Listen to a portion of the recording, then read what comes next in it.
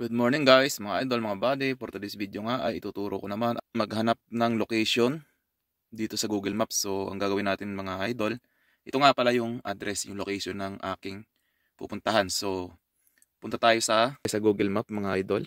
Click natin Google Map. Tapos itatype natin yung pangalan ng company, Impel Paints.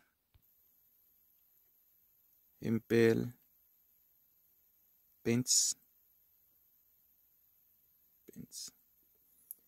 Tapos ang lalagay nyo lang mga idol, mga buddy, para mabilis, itatype mo yung pinaka-number niya sa Poland, kasi Poland ako eh.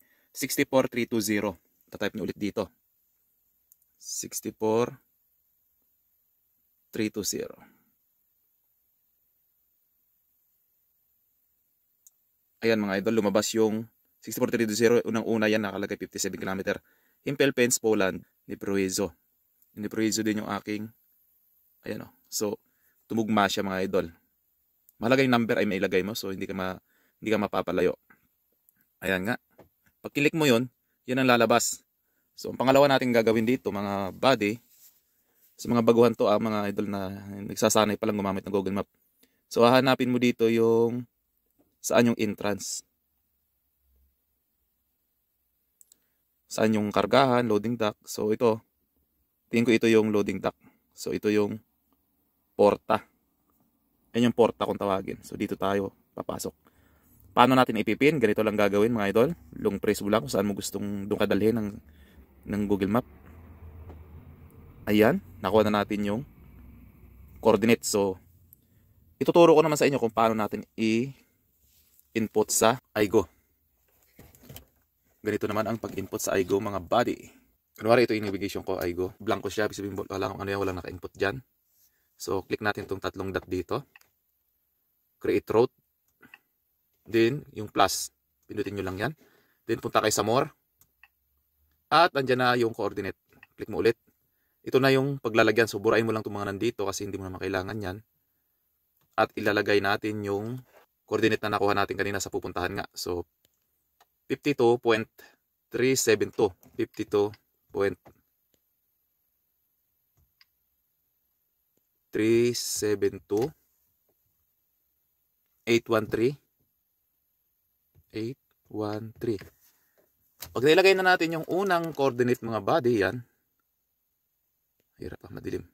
81, ang sabihin hanggang 813 lang may nakalagay dyan na quit sa ibaba. Yan. Yung 16 point, ilalagay natin yan sa ibaba. Yan ang pangalawa. Dito yan sa letter E.